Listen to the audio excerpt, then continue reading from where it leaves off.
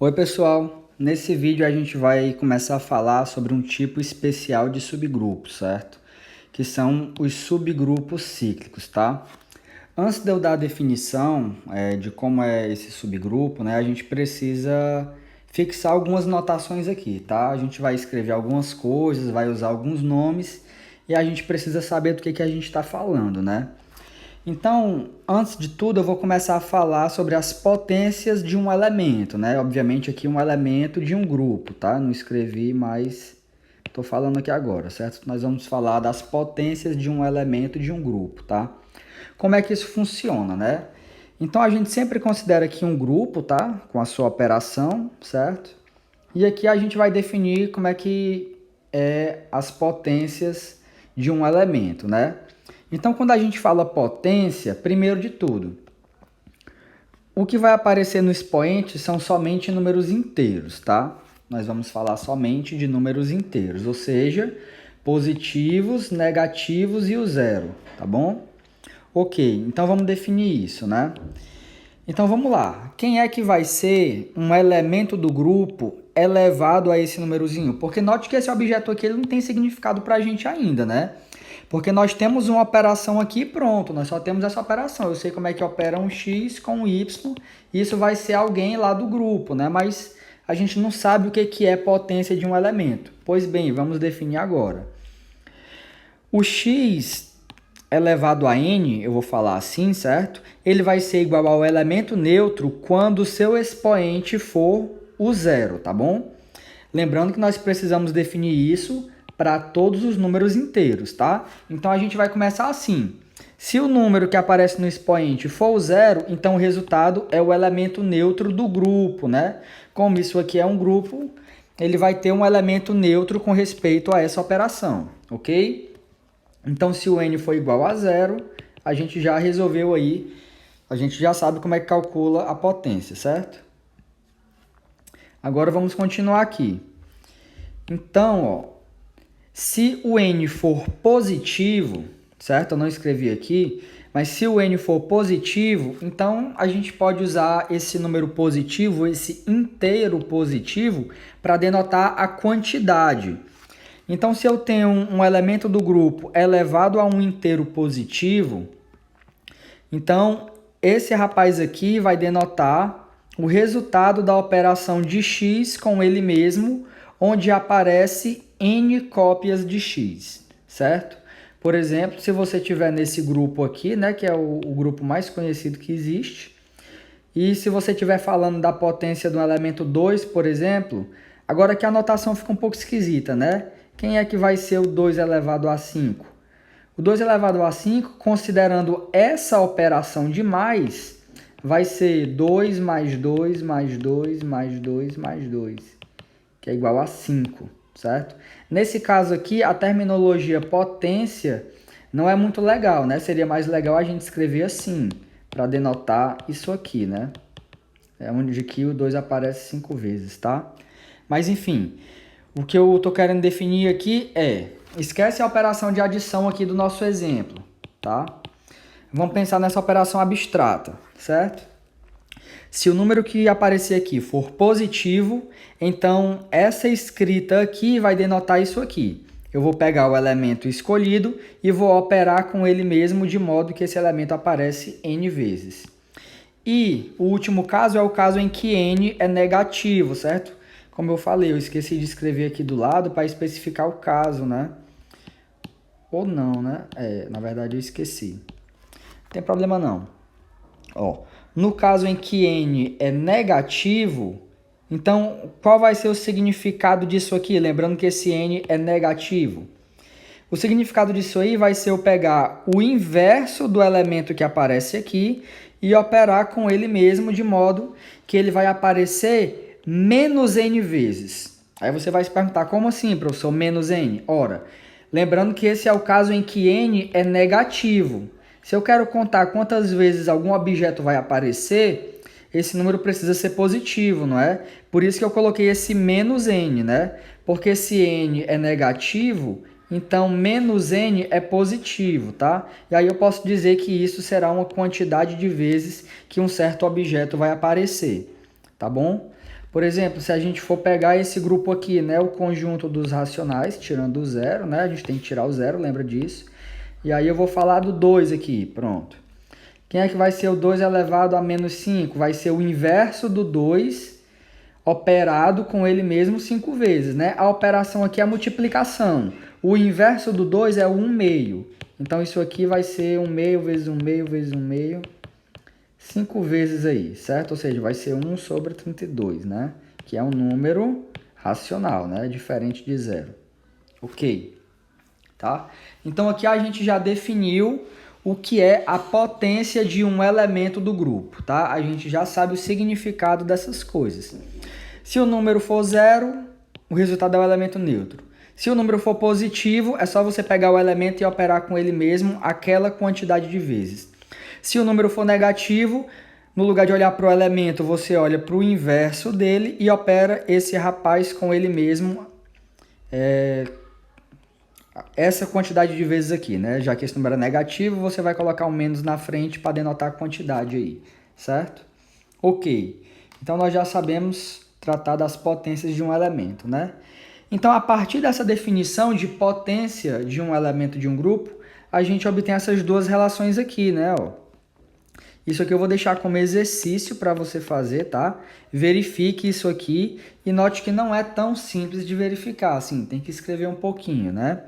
Mas o que isso aqui diz, né? Eu vou falar no nosso linguajar lá da escola, né? Produto de potência de mesma base, repete a base e soma o expoente, né? Lembrando que você não pode usar isso para justificar isso aqui não, tá bom?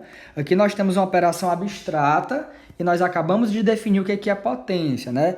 Lembrando, professor, isso é fácil de provar, porque isso aqui é x operado com x m vezes e o outro é x operado com x n vezes. Ok, mas quem garante que esse n aqui não é negativo?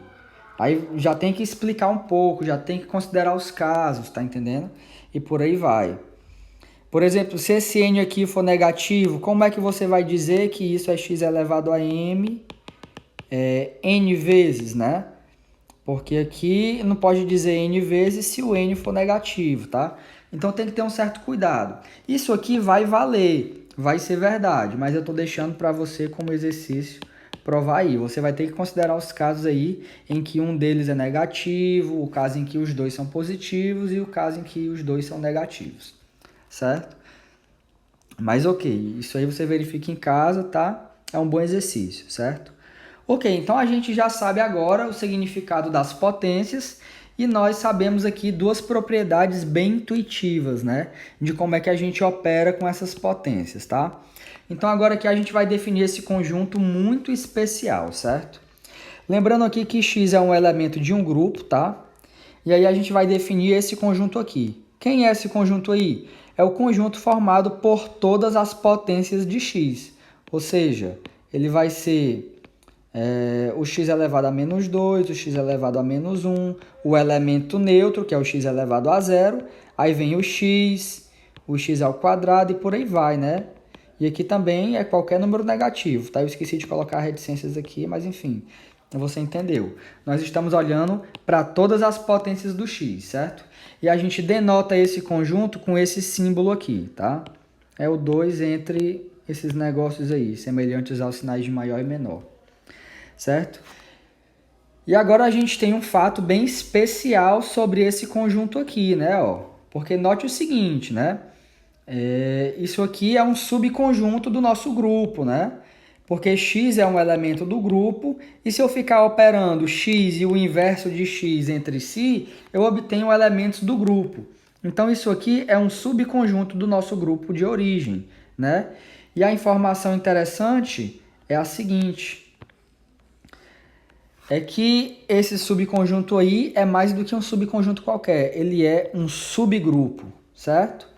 Então vamos ver aqui, né? É o que diz essa proposição. Se você tem um grupo e você pega um elemento nesse grupo, então o conjunto de todas as potências desse elemento vai ser um subgrupo de G, certo? Então, para ter direito de inventar qualquer nomenclatura com o nome subgrupo para esse objeto aqui, a gente precisa primeiro provar que ele é um subgrupo. certo? Então vamos provar, né? Para isso a gente vai usar aquela proposição que facilita bastante a nossa vida. Nós temos que provar três coisas. Nós temos que provar primeiro que o elemento neutro pertence a esse rapaz. Segundo, nós temos que provar que sempre que eu pegar dois elementos aí nesse subconjunto, então o resultado da operação entre esses elementos também vai estar aí. E por último, nós precisamos provar que para todo... não deu tempo, né? Mas que para todo elemento que eu pegar aqui, o seu inverso também vai estar aqui, certo? Deixa eu só enquadrar aqui de novo. Pronto. Então vamos lá, vamos provar isso, né? Primeiro a gente vai provar que o elemento neutro está aí. Mas isso, de certa forma, é trivial. Porque esse aqui é o conjunto de todas as potências do x. E eu tenho por definição que o x elevado a zero é igual ao elemento neutro do grupo. Então, o elemento neutro do grupo vai estar nesse conjunto. Então, a primeira condição a gente já provou. Vamos para a segunda. Se a gente pega dois elementos aqui nesse conjunto, nós queremos provar agora que o resultado da operação entre esses dois elementos também está nesse conjunto, certo? Então, vamos lá. A gente vai apelar para a definição desse conjunto aqui, ó. Note o seguinte, que se esses rapazes estão aqui, é porque eles podem ser escritos como potências de x. Então, vai existir um n e um m, né, pertencente ao conjunto dos inteiros, tais que esse rapaz vai ser x elevado a n e esse rapaz vai ser x elevado a m, já que eles estão no conjunto das potências de x. Ok, agora tenho que lembrar do que eu quero provar. Quero provar que o produto, vou chamar assim, tá? Que o produto entre eles pertence a esse conjunto. Então, eu vou e efetuo esse produto, né? Quem é que é o resultado da operação de A com B? Ora, eu sei que A é x elevado a n e que B é x elevado a m. Mas eu sei operar isso aqui, né? O resultado é esse aqui, né? É só eu repetir a base e somar os expoentes, como vocês vão provar aí na casa de vocês, certo? Ou seja, como resultado, nós obtemos uma potência de x. Portanto, esse rapaz aqui, ele pertence ao conjunto das potências de x. Ou seja, provamos o primeiro ponto e o segundo ponto. Falta só o terceiro ponto, que é o ponto que fala do inverso, né? Ou seja, para todo elemento que está aqui, eu tenho que provar que o inverso dele também está aqui, né? Então, vamos lá. Como esse rapaz está no conjunto das potências de x, então vai existir um inteiro aí, tal que ele é igual a x elevado a esse inteiro. Ok. Agora, note o seguinte. Isso aqui é interessante, ó. Se eu tenho uma potência de x, o inverso dessa potência de x também vai ser uma potência de x. É só você repetir a base, obviamente, já que vai ser potência de x, e trocar o sinal do expoente, certo? Por que isso vai ser verdade? Isso vai ser verdade por causa da propriedade que você vai provar aí em casa, de que produto de mesma base, né? Aí repete a base e soma o expoente. Ou seja, se eu operar esses dois rapazes, eu vou obter sempre o elemento neutro. E isso estabelece o fato de que esses rapazes são inversos um do outro, tá? É isso que determina a invertibilidade no grupo, né? Se você tem dois elementos aí, quaisquer que sejam eles, e se você operar eles, você obtém um elemento neutro nas duas ordens, né? O que acontece aqui, então você conclui que esses rapazes são inversos uns dos outros, né? Então é fato que esse rapaz aqui é o inverso desse rapaz. Só que esse rapaz aqui é quem? É o A. Se esse cara é o inverso desse e esse é o A, é porque esse aqui é o inverso do A, não é isso? Ou seja, a gente conseguiu expressar o inverso do A como uma potência de x. Portanto, o inverso do A vai estar aqui no conjunto das potências de x. Ou seja, a gente conseguiu provar o que a gente queria, né? Para todo elemento do conjunto das potências, o seu inverso também vai estar lá no conjunto das potências. E, portanto, por conta desses três pontos que nós provamos, né, usando aquela proposição, a gente conclui que esse conjunto aqui é um subgrupo de G, tá? Então agora a gente pode chamar livremente isso aí de um subgrupo e ele vai receber um nome especial, né, que é a definição que a gente vai apresentar agora, que é o seguinte: se você tem um grupo e agora você está olhando para um subgrupo desse grupo, a gente vai dizer que esse subgrupo é um subgrupo cíclico se ele for dessa forma aqui, ou seja, se ele for igual ao conjunto das potências de algum elemento do grupo, certo? Então isso é um subgrupo cíclico, né? O que é um subgrupo cíclico? É um subgrupo que é igual ao conjunto das potências de um certo elemento, né? Ou seja, ele vai ser igual a esse rapaz aqui, certo? E além disso, a gente tem uma continuação aqui que é o seguinte, ó.